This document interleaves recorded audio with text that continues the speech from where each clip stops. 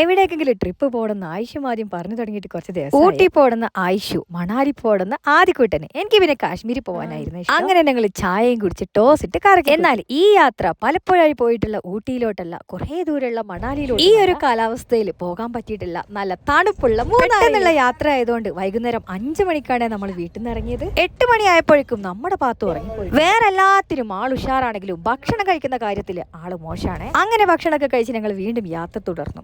FASTag എടുത്ത് വെച്ചിട്ടുണ്ടെങ്കിൽ ആരും നമ്മളെ തടഞ്ഞു നിർത്തില്ല എന്ന് ഓരവിടെ. പിന്നെ വേറെ ഒന്നും നോക്കിയില്ല, ഫാസ്റ്റാഗ് എടുത്ത് നേരെ ടോളിലോട്ട് വിട്ടു. അങ്ങനെ നമ്മളെ വണ്ടി കണ്ടപ്പോഴേക്കും ഒരു വേഗം ഗേറ്റ് പൊക്കി തന്നു. നമ്മൾ ടോൾ കൊടുത്തു പോകുന്ന റോഡാണ്. റോഡിൽ എഴുതി വെക്കുകയും ചെയ്തിട്ടുണ്ട് ഹെവി വെഹിക്കിൾ കീപ് ലെഫ്റ്റ് എന്ന്. ഇവർക്ക് ഇതൊന്നും ബാധകല്ലാന്നാ തോന്നുന്നു. നമ്മുടെ MVD മാമന്മാര് ക്യാമറയിൽ ഇതൊന്നും കാണും. പിന്നെ ഒരൊറ്റ മൈൻഡിൽ എടുത്ത് തീരുമാനമായിരുന്നു മൂന്നാറിൽ പോകണം എന്നുള്ളത്.